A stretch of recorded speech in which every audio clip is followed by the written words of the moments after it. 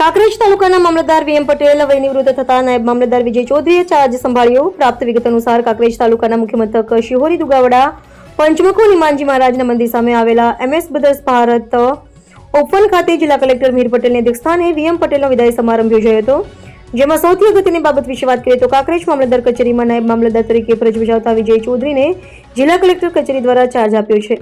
જેમાં સૌથી અગત્યની બાબત વિશે વાત કરીએ તો કાંકરેજ મામલતદાર કચેરીમાં વિધિવત રીતે વિજય ચૌધરીએ ઓફિસના કર્મચારીઓ અને શુભેચ્છકોની ઉપસ્થિતિમાં નવા વર્ષના પ્રારંભ બાદ ચાર્જ સંભાળ્યો હતો। જો કે 1/1/2026ને ગુરુવારના રોજ તેઓ મામલતદાર કચેરીમાં ખુરશી પર બેસીને કાંકરેજ અને ઓગળ તાલુકાના લોકો પ્રશ્નો અંગે કામગીરી હાથ ધરી હતી। ત્યારે કાંકરેજ તાલુકાના મુખ્ય મથક શિહોરીના વકીલ એસોસિએશનના નોટરી વકીલ પ્રકાશભાઈ જોશી, ગણપતલાલ જોશીએ સાકર અને શ્રીફળ આપી શાલ ઓઢાડી સન્માન કર્યું હતું અને તેઓ ઉત્તરોત્તર પ્રગતિ કરી લોકહિત માટે નિષ્ઠા અને પ્રમાણિકતા સાથે ફરજ બજાવે તેવી આશા વ્યક્ત કરી હતી। ત્યારે હવે યુવાન અને અગાઉ 2017ના ભયાનક પૂર વખતે પણ વિજય ચૌધરીએ સુંદર રીતે કામગીરી કરી હતી। ત્યારે હવે તેઓને કાંકરેજ તાલુકાના મામલતદાર તરીકે ચાર્જ સંભાળ્યો હતો, જેમાં ઓગળ તાલુકાના અને કાંકરેજ તાલુકાના લોકોમાં ભારે ખુશીનો માહોલ છવાયો છે।